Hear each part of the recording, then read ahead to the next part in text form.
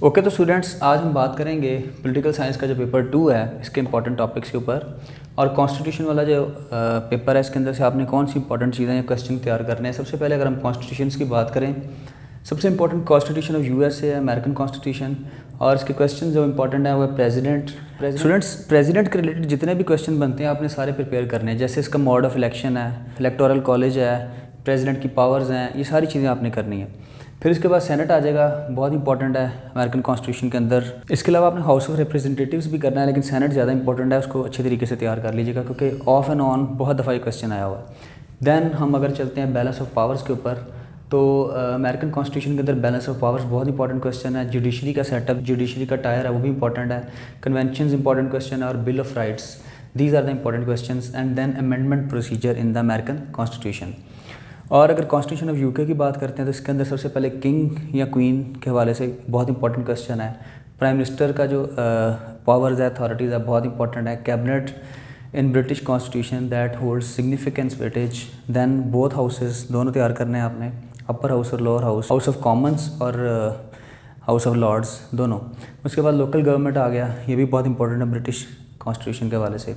अगर constitution of France की बात करते हैं तो एक तो इसमें आ जाएगा जी अच्छा, ब्रिटिश कॉन्स्टिट्यूशन में एक और इम्पॉर्टेंट चीज़ है ब्रिटिश कॉन्स्टिट्यूशन की कन्वेंशंस और rule of law, these are the important questions. और एक क्वेश्चन जो इसमें बहुत इंपॉर्टेंट है वो है sources of the constitution, British constitution का सोर्सेज ऑफ ब्रिटिश कॉन्स्टिट्यूशन, ये बहुत ज़्यादा इंपॉर्टेंट क्वेश्चन है।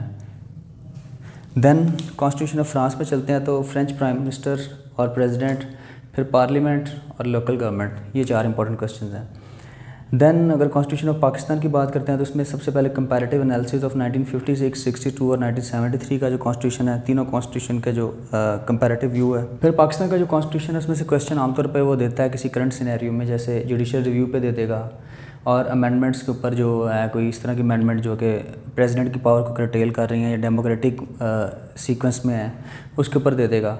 सॉवरेनिटी ऑफ पार्लियामेंट के हवाले से पूछ लेता है।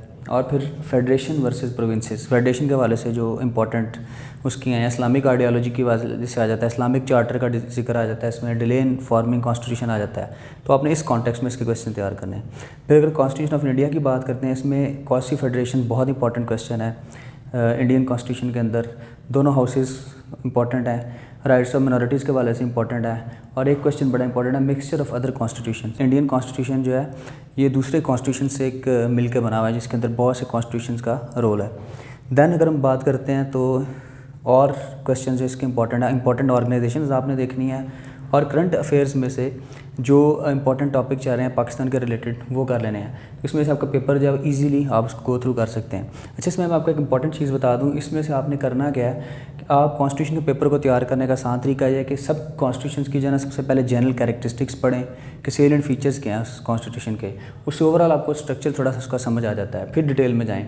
और दूसरी चीज़ ये है कि जब आप कॉन्स्टिट्यूशन तैयार कर रहे हैं तो उसमें आप ग्रुपिंग कर लें कि पार्लियामेंट्री कौन से हैं और प्रेसिडेंशियल कौन से हैं, क्योंकि पार्लियामेंट्री सिस्टम के अंदर, पार्लियामेंट के अंदर प्राइम मिनिस्टर की जो पावर्स हैं वो एक तरह की होंगी, और प्रेसिडेंशियल फॉर्म ऑफ गवर्नमेंट के अंदर प्रेसिडेंट की पावर जो एक तरह की होगी, और सेटअप भी तकरीबन मिलता जुलता होता है।